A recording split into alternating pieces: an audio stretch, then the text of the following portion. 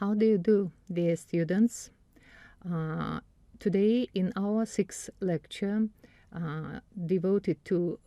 is devoted to electric conductivity of solid bodies. From this lecture, you will learn about the resistivity of the semiconductor, donors and acceptors, temperature dependence of a semiconductor resistivity, contact phenomena of semiconductors, and semiconductor diode and transistor. For this lecture, the following vocabulary is needed. Semiconductor, полупроводник, жартылай өткізгіш. Covalent bonds, ковалентная связь, коваленттік байланыс. Hole, дырка, кемтік. Impurity, or dopant, примесь, қоспа. Doping, добавление примеси, қоспа қосу. Intrinsic semiconductor, это полупроводник с собственной проводимостью, меншікті өткізгіштік деп айтады осыны. Extrinsic semiconductor, это полупроводник с примесной проводимостью. Қоспалы өткізгіштігі бар жартылай өткізгіш. Depletion layer, запирающий слой, жапқыш қабат. Reverse bias, обратный переход, кері ауысу. A semiconductor is a material with electrical resistivity intermediate in magnitude between that of a conductor and an insulator. It is in the range of 10 to 4th power up to 10 to minus 5th power ohm meter. Semiconductor materials are the foundation of modern electronics, including radio, computers, telephones, and many other devices such as transistors, solar cells, many kinds of diodes, including the light-emitting diode, digital and analogous integrated circuits. Most semiconductor chips and transistors are created with silicon. You may have heard expressions like Silicon Valley and the silicon economy, manifesting the rapid development of electronics and that silicon is the heart of any electronic device. So let us consider the structure of silicon.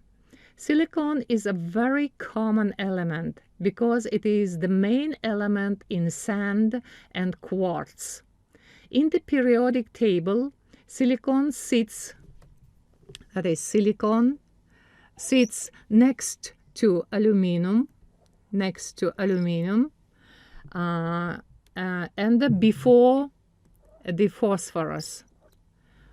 It is followed by phosphorus, and below carbon, and above the germanium. And it is located in the periodical table on the fourth column of the periodical table. Carbon, silicon, and the germanium have a unique property in their electron structure. Each has 4 electrons in its outer orbital. This allows them to form nice crystals. So this silicon has 4 outer electrons, and these electrons form perfect covalent bonds with 4 neighboring atoms. Covalent bonds with 4 neighboring atoms. These are neighbors. Yeah, the 4 neighbors of this one. And creating a lattice crystal lattice. In a silicon lattice, all silicon atoms bond perfectly to four neighbors, leaving no free electrons to conduct electric current. This makes a silicon crystal an insulator rather than a conductor. The properties of a semiconductor changes when it is given an external energy via ionizing radiation or heating. In both cases, an electron is excited out of its energy level and consequently leave a hole. Thus, electron-hole pairs are generated and the semiconductor becomes a good conductor of electricity.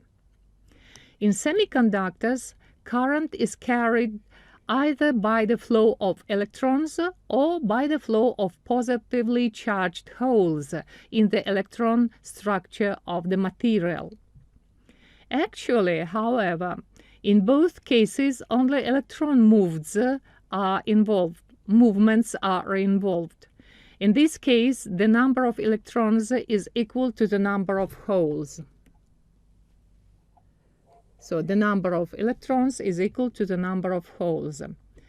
But the conductivity of semiconductors greatly increases through a process called doping.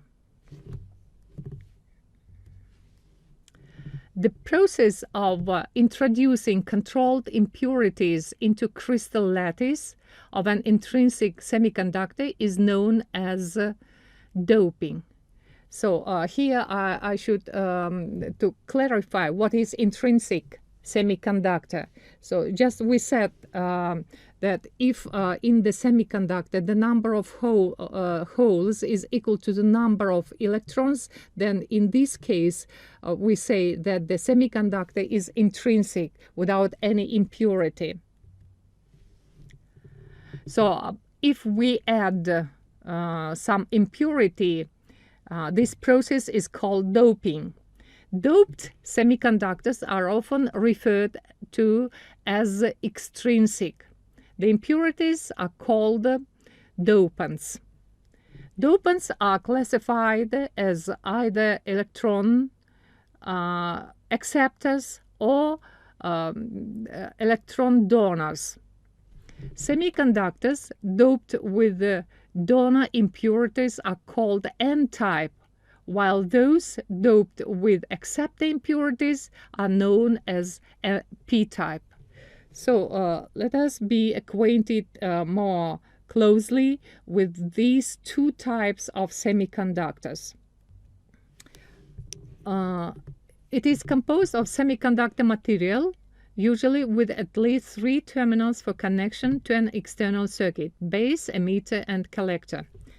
A voltage or current applied to one pair of the transistor's terminals controls the current through another pair of terminals. Because the controlled or output power can be higher than the controlling input power, a transistor can amplify a signal and a small current switches on the larger current. So we see that semiconductor diode is used for obtaining the direct current from an alternating current, while semiconductor transistor is used to amplify the signal. And this the transistors revolutionized the field of electronics and paved the way for smaller and cheaper radios, calculators, computers, and many other things. So let us make summary of our lecture. So we considered semiconductor materials, and semiconductor materials are very interesting in their property. There are two kinds of semiconductor: intrinsic, it is pure semiconductor. In these semiconductors, the number of electrons is equal to the number of holes. And the extrinsic semiconductors, when we add them a dopant to semiconductor, then we get or obtain extrinsic semiconductor. So there are two types of extrinsic semiconductor, N-type and P-type. So N-type if donor dopant is added. And we get P-type if accepted dopant is added to the pure semiconductor. The electrical conductivity of semiconductors increases with increasing temperature. Adding dopant to pure semiconductor increases its electrical conductivity 1,000 and million times. The lesson is over.